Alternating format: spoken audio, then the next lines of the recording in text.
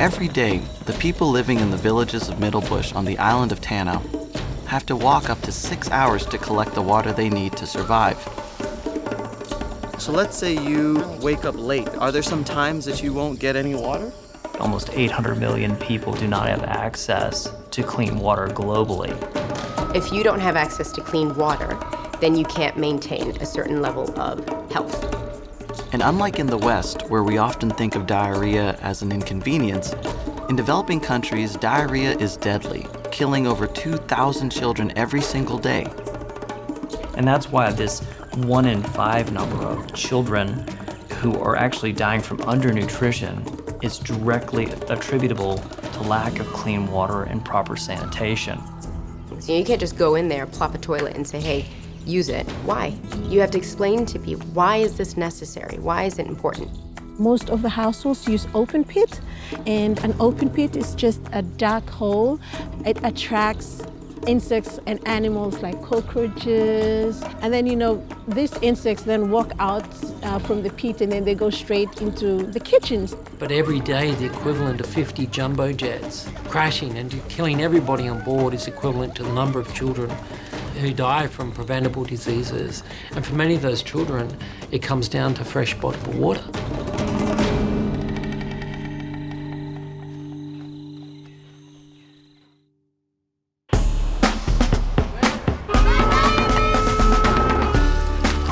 This world of ours is more beautiful, more complicated, and more inspiring than we could ever imagine.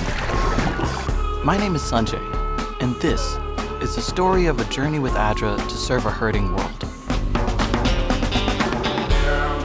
I've spent the last 6 months seeing a side of our planet that not many people get to see, witnessing the most incredible challenges and the most extraordinary hope.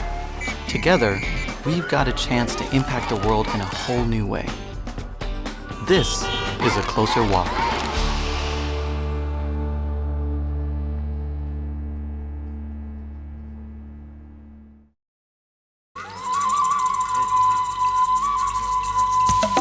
Vanuatu is a lush tropical paradise made up of 82 islands that sit 1,000 miles northeast of Australia, in the middle of the South Pacific Ocean. The archipelago, created from a series of volcanic eruptions, still has several active volcanoes, which continue to shape the landscape of the islands they formed.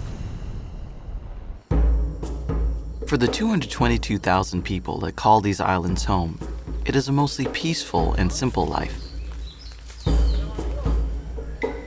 On the island of Tanna, there's a small farmer's market where locals come to trade and sell their produce.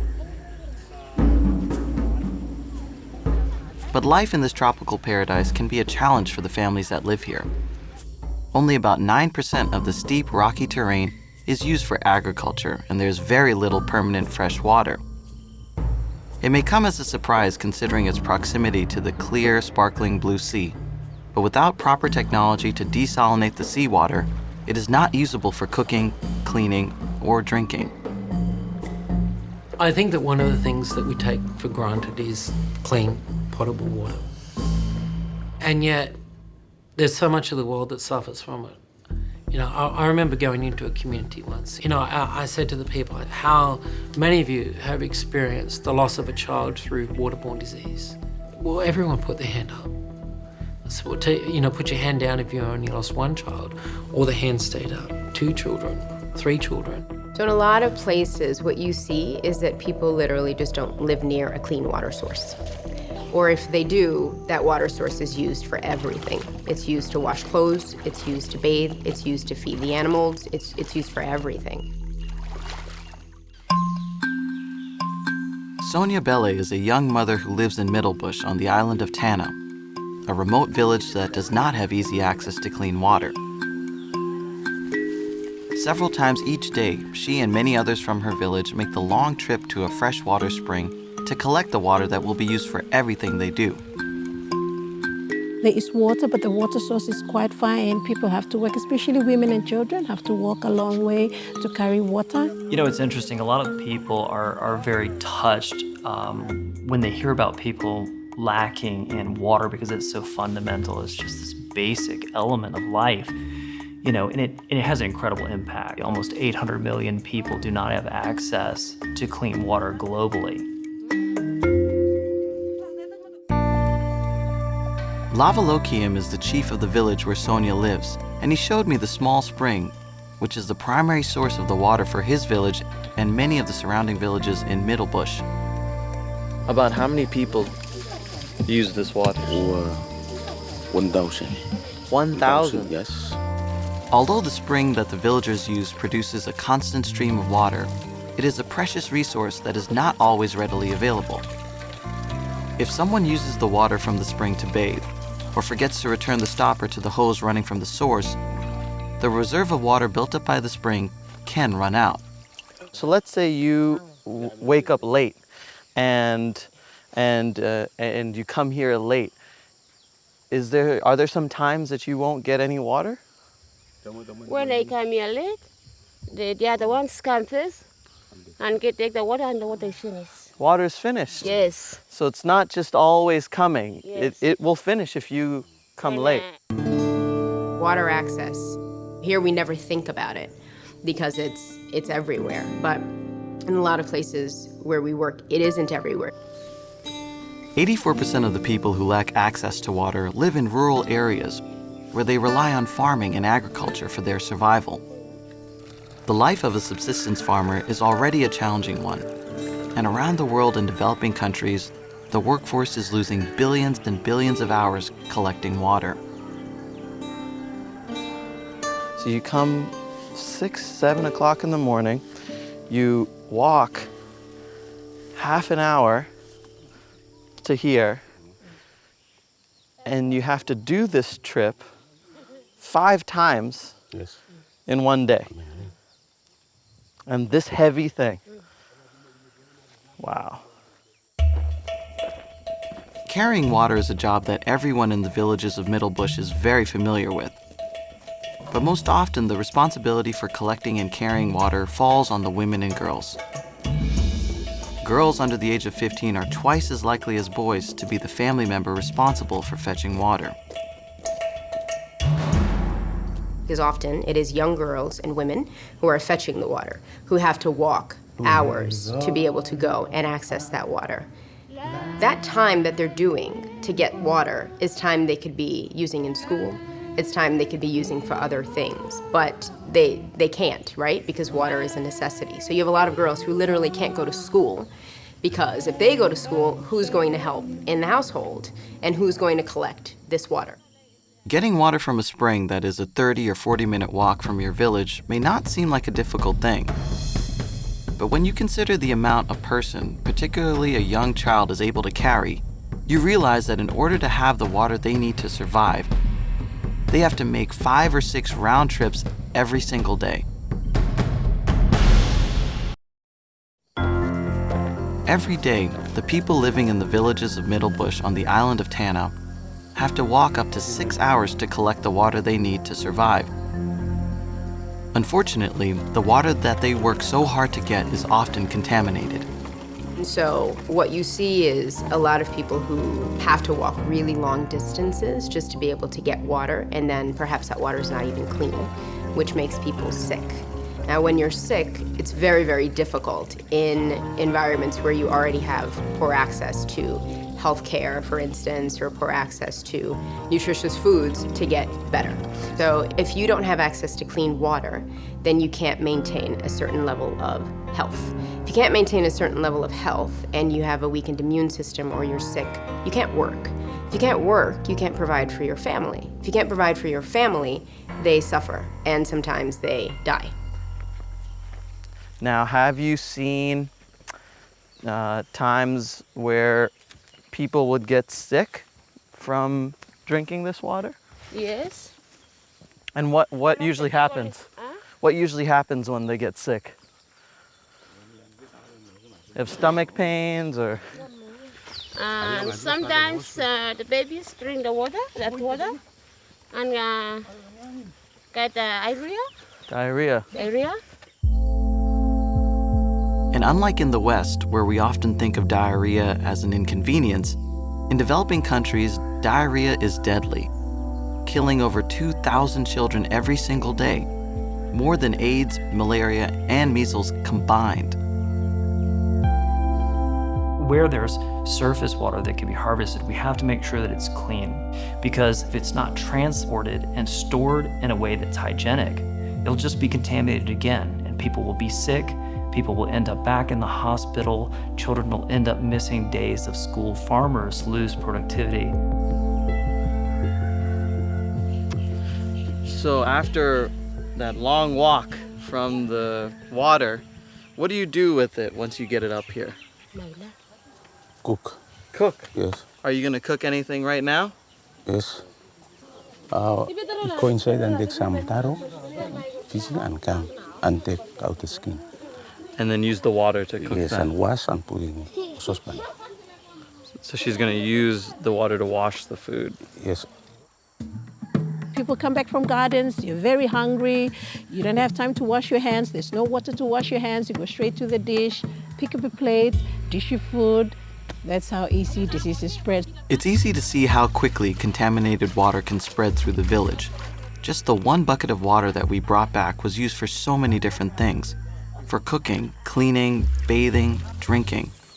One bucket of contaminated water would affect almost everyone in the village. This issue of clean water, we now know that it's linked to nutrition outcomes a lot. And we now know that without clean water, you have children who are born who will never grow to the height that they're supposed to be, because their poor bodies just can't really break down nutrients the way that a healthy body would be able to. You know, when a child is malnourished, they're not just malnourished because they don't have enough food. Even if they have enough of the right food, if they're not drinking clean water and living in an environment where sanitation is present and using proper hygiene practices, they literally lose the ability to absorb nutrition. And that's why this 1 in 5 number of children who are actually dying from undernutrition is directly attributable to lack of clean water and proper sanitation. But every day, the equivalent of 50 jumbo jets crashing and killing everybody on board is equivalent to the number of children who die from preventable diseases. And for many of those children, it comes down to fresh potable water. And it's just such a simple, basic thing. And it's life-changing. As hard as they work to get this water, it still has the potential to kill them. There are so many things that are easy to take for granted when it comes to clean water. One of the first things I did when the plane landed on this tropical island was to go to the small general store and buy a supply of bottled water, a luxury that most families on this island could never even imagine being able to afford. But access to clean water isn't the only problem these families face. We don't talk about water, we talk about WASH, water, sanitation, and hygiene. Because in reality, while almost 800 million don't have access to clean water, more than 2.5 billion people don't have access to sanitation. You know, and you may think offhand, sure, you know, you need water to live, but what about a toilet? Because what that means, there are more people in this world that have a cell phone than have a toilet in their home. Thomas Belden was born and raised in Vanuatu, and now helps bring clean water and sanitation to the families here that don't have it. He took me deep into the heart of Tanna Island to visit a village that has changed very little, even as the rest of the island slowly modernizes. This looks like we're just driving through one big garden, you know, with the trees all over and it's green everywhere. As we go further and further in, the roads seem to get smaller and smaller.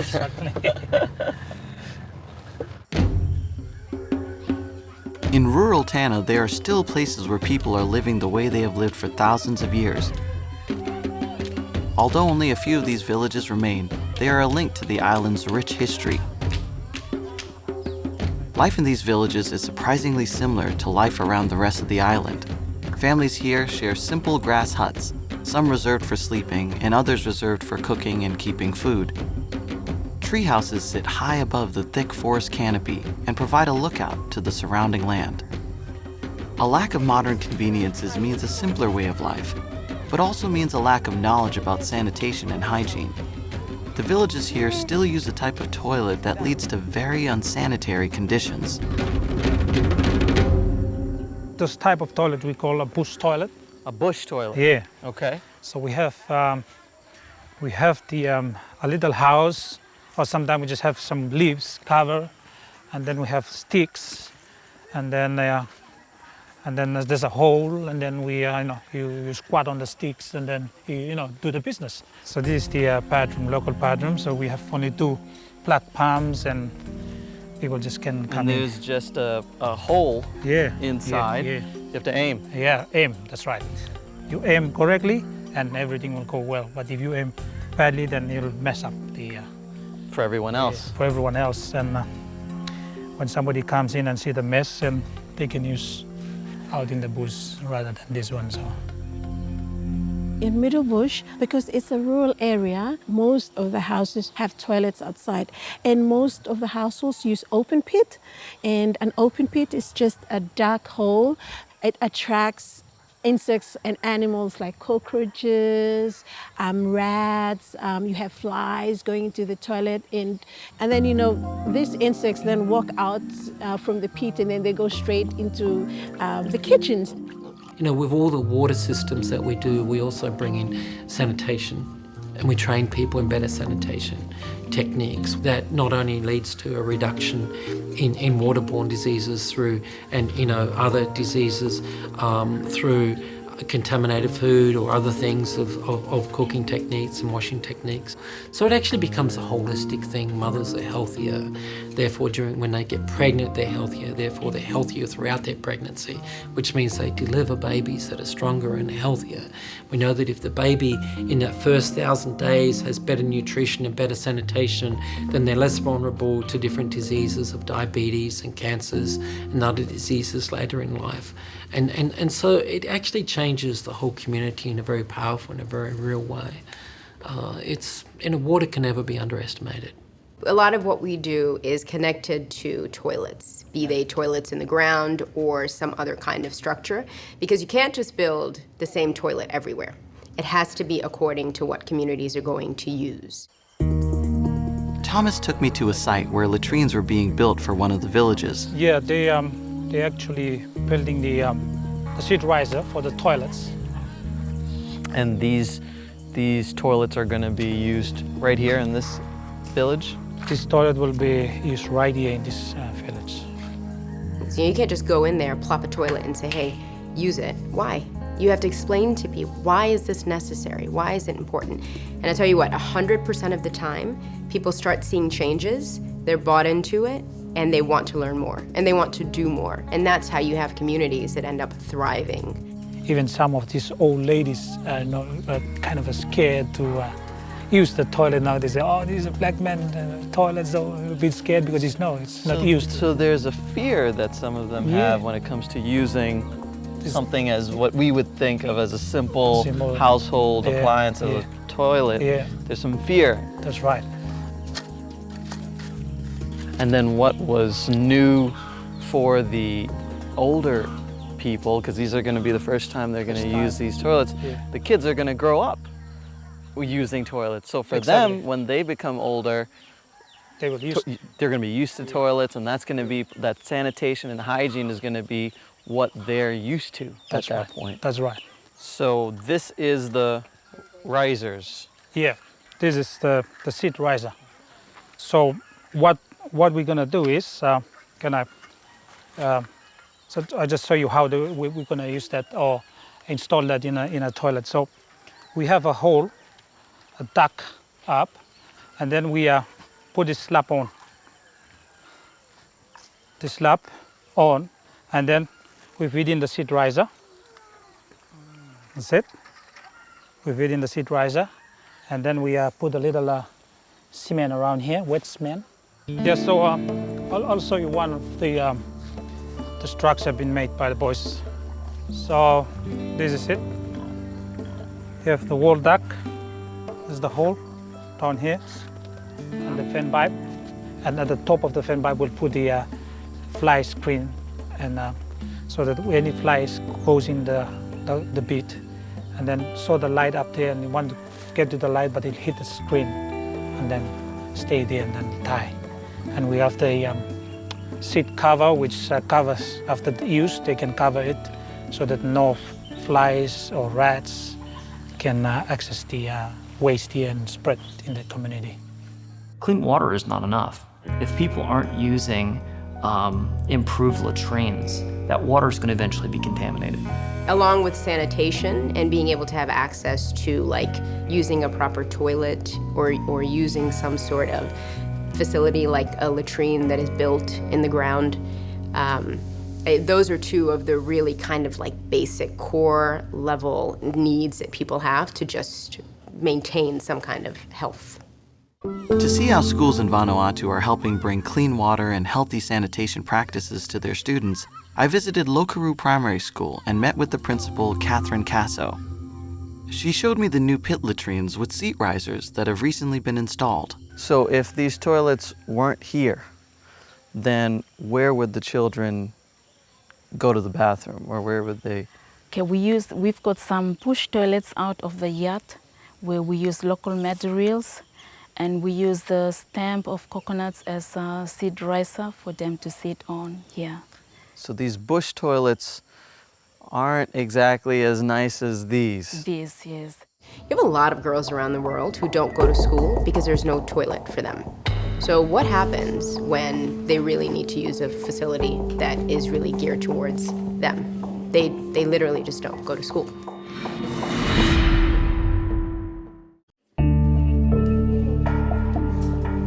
Part of bringing clean water and sanitation to rural communities is about keeping kids in school. Education is one of the best ways out of poverty for these kids. But in order to get an education, they've got to spend time in the classroom. 443 million school days are lost each year because kids around the world are sick due to water-borne illness. Even the kids that are able to fit school in a day filled with carrying water, and those who are able to stay healthy despite a lack of good hygiene and sanitation, struggle to stay in schools if the schools themselves don't have toilets and clean water. Half of the primary schools in the developing world do not have bathrooms, a problem for all of the kids, but especially girls, who usually drop out by the time they are 11 or 12 years old. Lokaru School has recently built 3 sanitary pit latrines and has a newly installed pump that brings clean water from a tank up the hill from the school.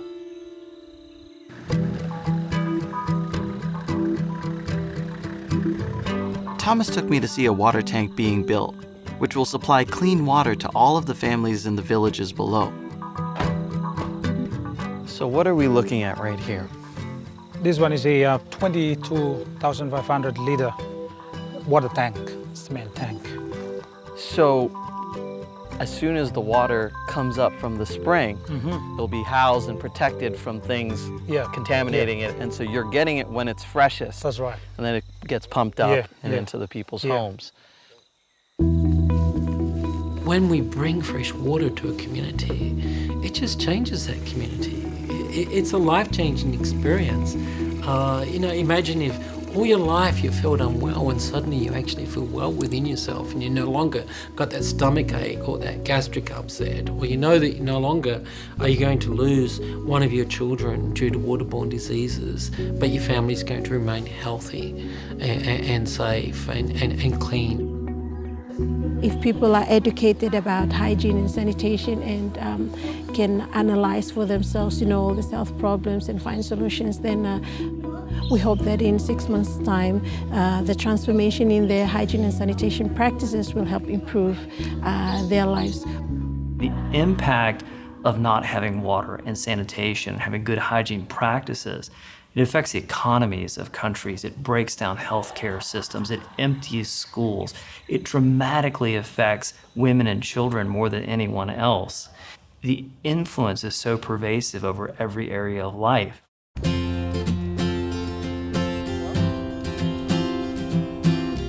In Vanuatu, the interconnectedness of life is so clear. Something beautiful formed from something so powerful. And that same power is in the spirit of the people that live here. The power to build and rebuild, to survive, even against the odds. I just love people. I just want to do something good for others. See people, come up and say, hey, this has impacted my life. Having people come up and tell me that it's changed their lives. I can choose to say, well, there's no hope for the world. Or I can choose to say, well, maybe I can't change the world, but through living my life, I can change the lives of people that I come in contact with. Most social movements started with passionate people who are willing to stand up and give a voice to justice and to reach out to make a difference. And if we can start that movement as a church and bring our church and other denominations and other faiths on board with that, and we can find a common voice, then we can actually affect change.